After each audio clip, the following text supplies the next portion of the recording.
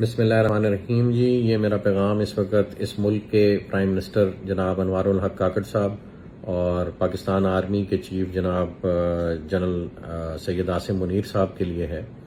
گزارش یہ ہے سر کہ اس وقت ملک معاشی طور پر ایک تنگ منظرنامے سے گزر رہا ہے، اور تمام جو کاروباری افراد ہیں اور جو کاروباری حلقے ہیں وہ پرائس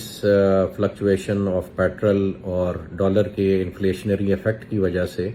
اپنے اپنے کاروبار میں مشکلات کا سامنا کر رہے ہیں، اور لے دے کے صرف ایک ریل اسٹیٹ کا سیکٹر رہ گیا تھا جو اس وقت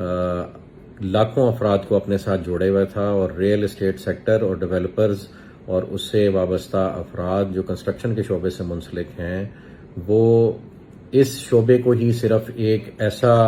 اپنے لیے ریلیف پوائنٹ دیکھ رہے تھے جو اس وقت بھی اس تمام زبوں حالی کے بعد بھی اس وقت اپنے آپ کو سروائیو کرا رہا تھا۔ اور پاکستان نے اگر کبھی ترقی کرنی ہے تو اس ترقی کا پیرامیٹر اور اس ترقی کی میجرمنٹ صرف اور صرف ریل اسٹیٹ ہوتی ہے، اور وہی ریل اسٹیٹ ہی ہے جو دنیا میں سنگاپور اور دبئی جیسے ملکوں کی شناخت بنی ہے۔ Whenever a country grows it parks its revenue, it parks its profitability, اپنے ایسٹس کو ریل اسٹیٹ کے زمرے میں لوگ پارک کرتے ہیں، اور ریل اسٹیٹ گروتھ سے آپ کسی بھی ملک کی گروتھ کا اندازہ لگا سکتے ہیں۔ اور الحمدللہ ہم بلو ورلڈ سٹی کی مینجمنٹ نے اور جو موٹر وے اور اسلام آباد کی ویسینٹی میں، انٹرنیشنل ایئرپورٹ کی ویسینٹی میں بہت سارے ڈیولپرز ہیں، جس میں بہت سینئر ڈیولپرز جس میں ملک ریاض صاحب بھی ہیں، جس میں کیپٹل اسمارٹ سٹی کے زاہد رفیق صاحب بھی ہیں، بلکہ ہم نے فیصلز ہل کے چودھری مجید صاحب کو بھی انوائٹ کیا، اور اس کے علاوہ میاں عامر صاحب جو دنیا گروپ والے ہیں ان کو بھی انوائٹ کیا کہ آپ آئیں اور ہمارے ساتھ اسلام آباد ایئرپورٹ کی ویسینٹی میں جو رقبہ ہے اس کو ہم سب مل کے ایک فقید المثال قسم کا شہر بناتے ہیں، ایک ٹورسٹ سٹی بناتے ہیں، یہاں پہ ٹورزم فری وے ڈیولپ کرتے ہیں، دنیا کی سب سے اونچی بلڈنگز نہیں تو تیسرے چوتھے نمبر کی بلڈنگز بناتے ہیں، ہوٹلز بناتے ہیں، یہاں پہ ہم ٹورسٹ ایکٹیویٹیز بڑھانے کے لیے واٹر پارکس بناتے ہیں، تھیم پارکس بناتے ہیں، اور دنیا کی سب سے بڑی مسجد یہاں پہ ڈیولپ کرتے ہیں، اور بہت سارے ایسے ٹورسٹ سپاٹس جو پوری دنیا میں مشہور ہیں ان کو یہاں پہ ان کو انسپریشن لیتے ہوئے یہاں پہ ریپلیکیٹ کرتے ہیں۔ تو یہ اس قسم کا ایک شہر ڈیولپ ہو سکتا ہے، ایک پروڈکٹ ڈیولپ ہو سکتا ہے جو یہ اہلیت رکھتا ہے کہ وہ اس ملک کا قرضہ اتار سکتا ہے۔ یہ کوئی غلط کیلکولیشن نہیں ہے جی، یہ 8-10 لاکھ کنال کا جس وقت شہر آباد ہوگا تو یہ کیپیسٹی رکھتا ہے کہ یہ پوری دنیا سے انویسٹمنٹ کو اٹریکٹ کرے گا۔ اور آپ کی جو 25 کروڑ کی آبادی ہے، کیا اس میں 12-13 لاکھ لوگ بھی ایسے نہیں ہیں جن کے پاس لاکھ ڈالر کا سرمایہ اس ملک سے باہر پڑا ہو؟ جس وقت آپ اپنے اداروں کے تھرو یہ انویسٹیگیشن کریں گے تو آپ کو بہت سارے منی ریزروز جو ود ان دا کنٹری مل رہے ہیں، تو ود ان دا کنٹری اگر اتنا کچھ ہو سکتا ہے تو آؤٹ سائڈ دی کنٹری تو میں سمجھتا ہوں اس سے 10 گنا، 20 گنا، 100 گنا زیادہ مال آپ برآمد کر سکتے ہیں۔ لیکن ڈنڈے کے زور پہ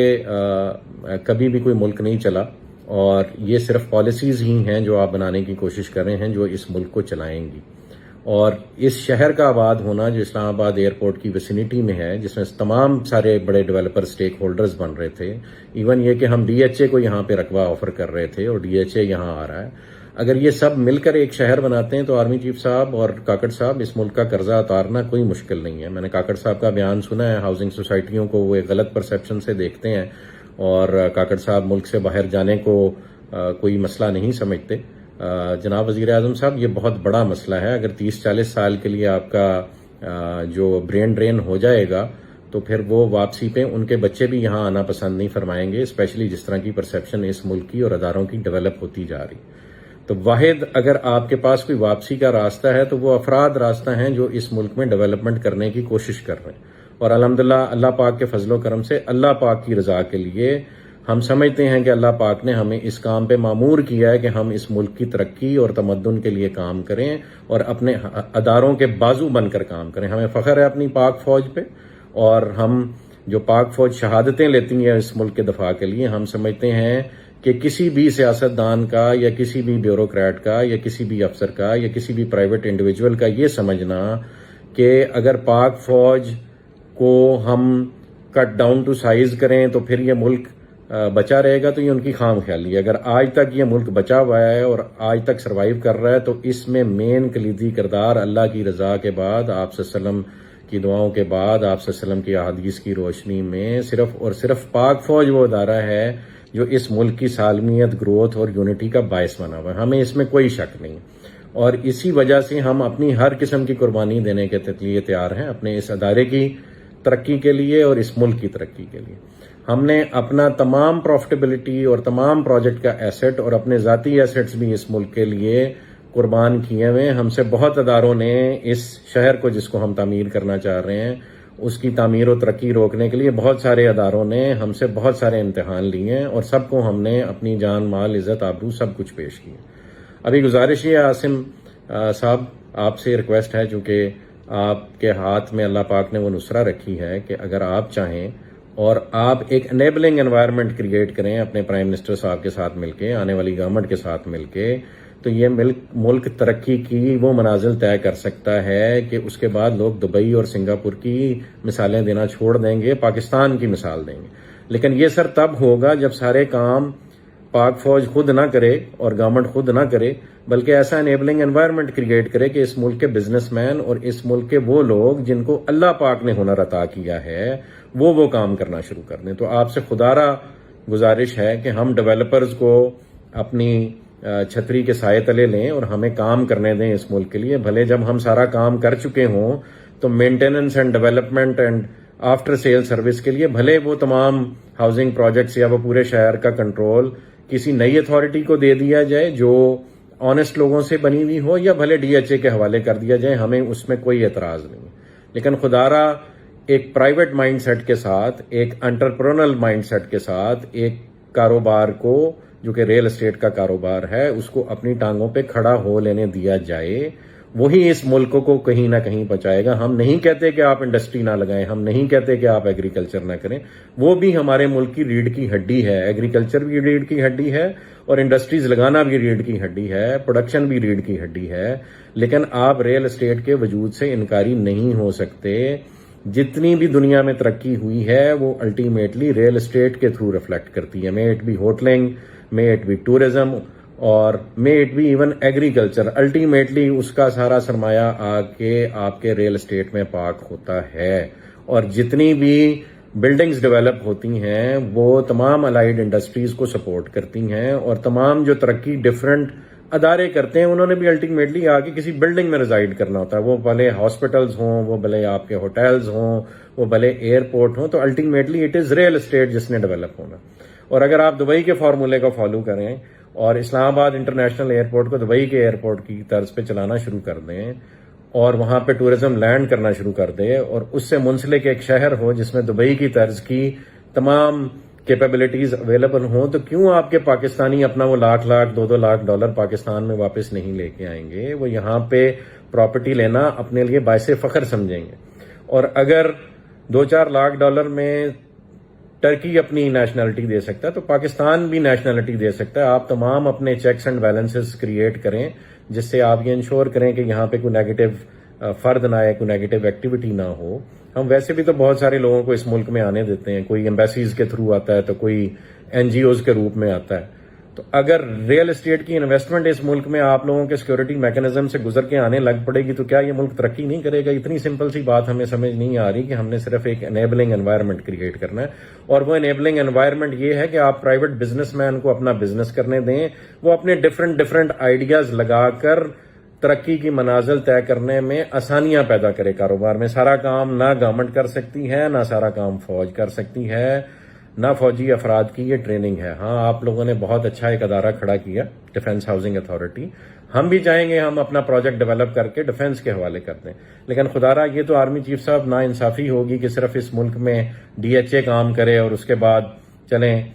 اس ملک میں اگر کسی نے اس ملک کے سیٹ اپ کو یوٹیلائز کیا اور پازیٹیولی یوٹیلائز کیا تو اس میں کریڈٹ ملک ریاض صاحب کو جاتا ہے. اگر ان سے سروائیول کی پاداش میں چند غلطیاں ہو گئی ہیں تو انہیں بھی معافی دے کے آپ اس ملک میں واپس لائیں اور انہیں کام کرنے کا موقع دیں. اگر بزنس مین اس ملک کو نہیں تعمیر کرے گا، میں کوئی ملک صاحب کے حق میں بیان نہیں دے رہا، میں پاکستان کے حق میں بیان دے رہا ہوں. میں چاہتا ہوں کہ ہر وہ ڈیولپر، ہر وہ ریل اسٹیٹ کا ایکسپرٹ، ہر وہ بزنس مین، ہر وہ انڈسٹریلسٹ، ہر وہ ایگریکلچرسٹ جو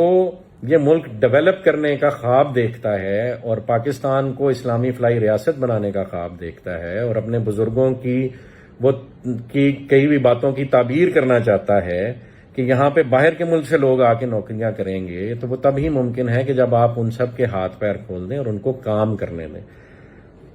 پولیٹیکلی اس ملک نے کدھر کو جانا ہے وہ اللہ بہتر جانتا ہے، لیکن ہاں یہ سچ ہے کہ اگر ایک یونٹی آف کمانڈ رہے گی، وہ بھلے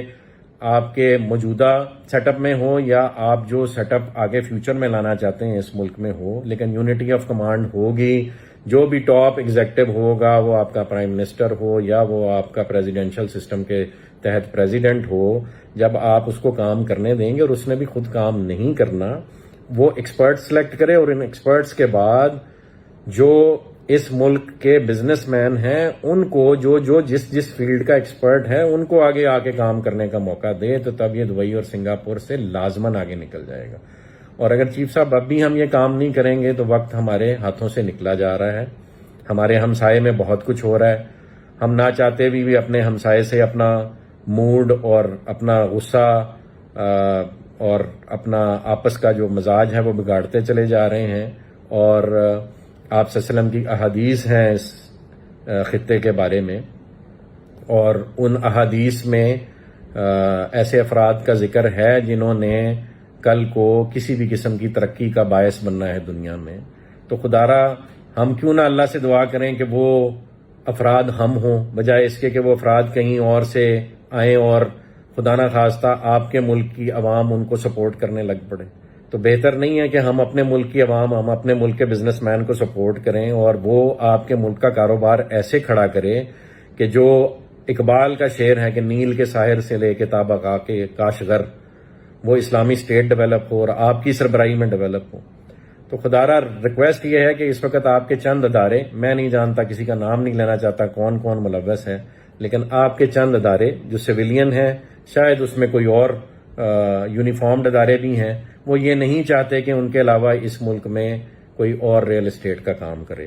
آپ سے ریکویسٹ ہے کہ یہ اگر ہماری غلط فہمی ہے تو یہ دور کی جائے، اور پرائیویٹ ڈیولپرز کو آپ کے سویلین ادارے سپورٹ کریں، اور وہ ایک شہر نہیں، پاکستان میں کئی شہر بننے کی کیپیسٹی ہے،